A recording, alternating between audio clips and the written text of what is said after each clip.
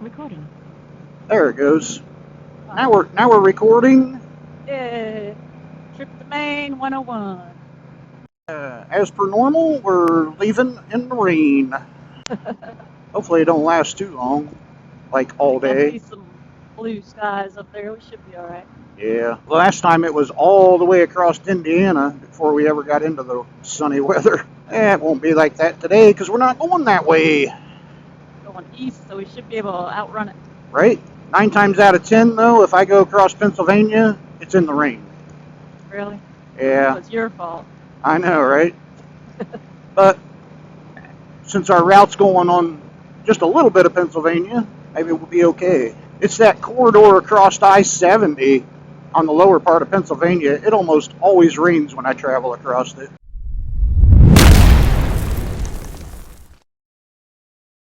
Good morning, coffee fans. Me and Phoenix are back on the road again. They are headed for the New England states. Leaving out on a Friday morning. Don't know when we're coming back. Find a nice cabin, we might not come back. If it keeps raining, we might just turn around and come back. Yeah. Yeah, we find a nice cabin up in Vermont, and it'll be Coffee Guy Lives in Vermont. That'll be the last video you ever see.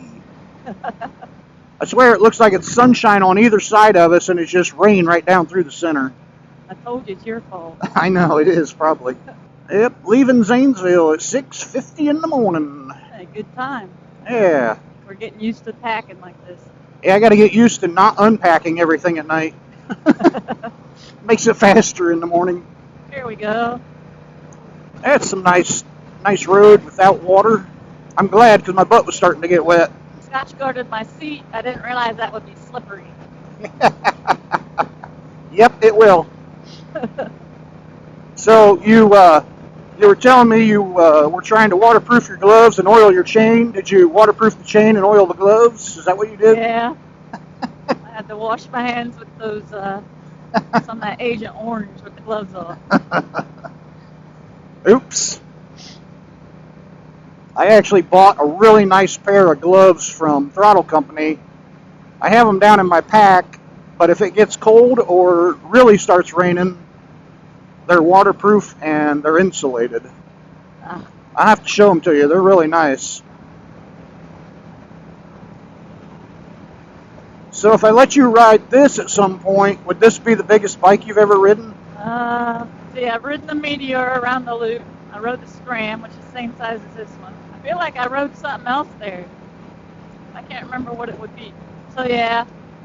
This would probably be the largest CC that you've ridden. Like this is a 700. Did I ride your bike? I don't think I've ever ridden your bike. I don't think you have. I probably wouldn't start you out with all this luggage on it because it definitely changes. Well, it changes the center of gravity on it. Yeah. It took me a minute to get used to it yesterday when I got on it. Yeah. But that Meteor 350 is actually heavier than this, I think. Oh, is it? But it's lower to the ground. Yeah, I was going to say, but the weight is closer to the ground. Yeah. The only thing I didn't like about that was I'm used to the upright, I guess, position. Yeah, that's and more. I spent the whole time around the loop trying to find all the gears and stuff. Yep. Well, in the Meteor, you've got your feet out in front of you, and that changes a lot. Yeah. Where your feet, like on these two bikes, your feet are underneath of you, and you're able to stand up, you're able to maneuver your own weight. When you're sitting on a cruiser like that, not that the 350 is actually a cruiser, but it's close. Yeah. But your feet are out in front of you. You can't maneuver your weight. You're sitting where you're sitting, kind of like in a recliner. Oh, true. Yeah, I didn't like that. Yeah. That's why I love that Meteor 350. I love sitting on it and riding it. I like the looks of it. Yep. I'd actually, if I remember, I thought about buying that, and then I went ahead and bought this. Yep. I'm glad I bought this because I love this thing. I agree. I'll tell you this, before that Meteor 350 or that Hunter 350 came out, I was considering that at some point I would buy one of those, and I might still. I like that Himalayan just because it's fun. Yeah. And if I had the extra money, I might have bought it for this trip, just so we could ride together with that. But Yeah, and if you wait a few years, somebody might upgrade or yep, sell one for a nice deal that doesn't have very many miles on it. yep, I agree. I wish I could have bought that one that was sitting in the shop that was used Yeah. when you bought that, because that was already outfitted. It had everything I needed. Yeah, that was awesome. But what Yeah. didn't it have like 20,000 miles on it already? Yep. I think. Yeah. Yeah. But he had hard bags, a top bag. He already had the fuel cells mounted. Yeah. I need to go get the water and fuel cells. Yep. That's my next upgrade after my bike. Yeah. I think I'm gonna go with a Corbin. See. They probably make a good one. Do they make one for that? Yeah. Yeah. It's about 600, which is a little pricey, but what the heck. Yeah. Rob loves his. Yeah.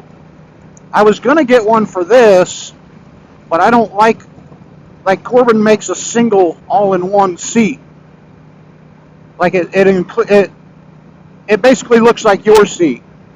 Oh, okay. Yeah. Where mine's divided, and I like the divided seat. I don't even know where we're at. 83. It's just one thing I hate about maps programs, where you can't see what town you're in while you're in navigation mode. I'm sure they do, but it'd be nice to have a motorcycle have one of them big panels on, like a car. Yeah. Well, the big adventure bikes have those, some of them.